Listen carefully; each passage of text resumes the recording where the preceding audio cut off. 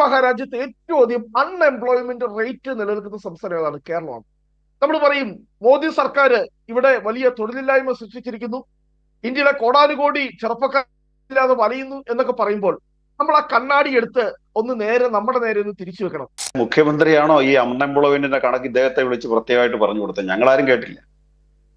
ഏത് ഡേറ്റാസ് വെച്ചാണ് ഈ സംസാരിക്കുന്നത് എന്നുള്ളത് വ്യക്തമാക്കിയാൽ കൊള്ളാം. ഒരു ചാനൽ ഫ്ലോറിൽ ഇരുന്നിട്ട് നമ്മള് പ്രതിപക്ഷ നേതാവ് പറയുന്നത് പോലെ പറഞ്ഞാൽ അവർക്ക് സ്വാഭാവികമായിട്ടും പ്രതിപക്ഷ നേതാവിന് ഇന്ന് കേരളത്തിൽ യാതൊരു ക്രെഡിബിലിറ്റി ഇല്ലാത്ത രാഷ്ട്രീയ നേതാവാണ്. അദ്ദേഹം എന്ത് പറഞ്ഞാലും അത് അപകടമാണെന്ന് കേരളത്തിലുള്ളവർക്കെല്ലാം അറിയാം. അദ്ദേഹം ഉച്ചയ്ക്ക് അത് നിഷേധിക്കുകയും ചെയ്യും.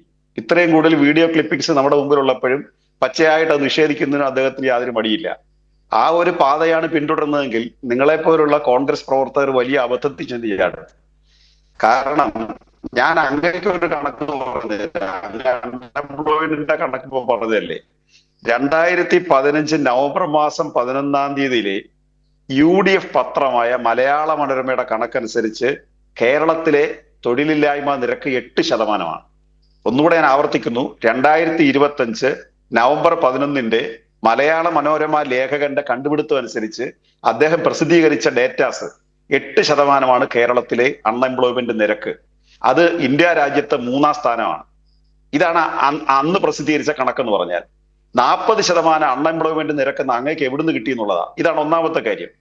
രണ്ടാമത്തെ കാര്യം, ഈ എഡ്യൂക്കേറ്റഡ് ആയിട്ടുള്ള ആളുകളുടെ തൊഴിലില്ലായ്മ പരിഹരിക്കാൻ സാധാരണഗതിയിൽ നടക്കുന്ന ഏറ്റവും പ്രധാനപ്പെട്ട പ്രക്രിയ PSC നിയമനമാണ്.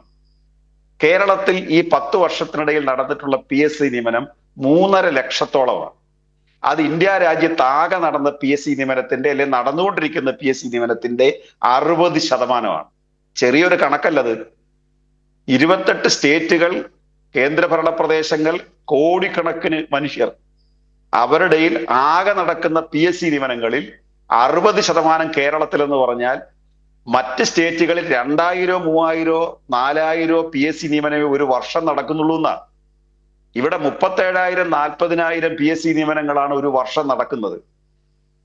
ഇനി രണ്ടാമത് തൊഴിലില്ലായ്മ പരിഹരിക്കുന്നതിന് നമ്മൾ പുതിയ കാലത്ത് ഏറ്റവും കൂടുതൽ ഉപയോഗിക്കുന്ന IT വ്യവസായമാണ്. കേരളത്തിൽ ആദ്യമായിട്ട് IT പാർക്ക് കൊണ്ടുവരുന്ന VK നായനാരുടെ ഗവൺമെന്റാണ്. ഇന്ന് ബാംഗ്ലൂരിലും ബോംബെയിലും ഒക്കെ സെറ്റിൽഡ് ആയ IT വ്യവസായി ഇന്ന് കേരളത്തിലേക്ക് കേന്ദ്രീകരിച്ചിരിക്കുകയാണ്. ഇൻഫർമേഷൻ ടെക്നോളജി ഏറ്റവും കൂടുതൽ ഉപയോഗപ്പെടുത്തിക്കൊണ്ടിരിക്കുകയാണ്. മാത്രമല്ല, തദ്ദേശ സ്വയംഭരണ സ്ഥാപനങ്ങളെ ഉപയോഗപ്പെടുത്തിക്കൊണ്ട് വലിയ തൊഴിൽ മേള. ഞാൻ ഒരു ജില്ലയുടെ എക്സ്പീരിയൻസിന്റെ അടിസ്ഥാനത്തിൽ ഞാൻ പറയാം, കുടുംബശ്രീയും മറ്റ് സംവിധാനങ്ങളും എല്ലാം കൂടി ഉപയോഗപ്പെടുത്തിക്കൊണ്ട് ഓരോ തദ്ദേശ സ്വയംഭരണ സ്ഥാപനങ്ങളും തൊഴിൽമേള സംഘടിപ്പിച്ച് ഈ പ്രൈവറ്റ് സ്ഥാപനങ്ങളിൽ ഇന്റർവ്യൂ നടത്തി വലിയ തോതിൽ തൊഴിൽ കൊടുത്തുകൊണ്ടിരിക്കുകയാണ്. ഡോക്ടർ തോമസ് ഐസക് മുഖ്യ ഉപദേഷ്ടാവായിട്ട് അത്തരം ഒരു ജോലി കേരളത്തിൽ നടക്കുകയാണ്. വലിയ അധ്വാനമാണ്. അതിൽ ഏറ്റവും കൂടുതൽ നേട്ടം കൈവരിച്ച ഒരു ജില്ല പത്തനംതിട്ടയാണ്.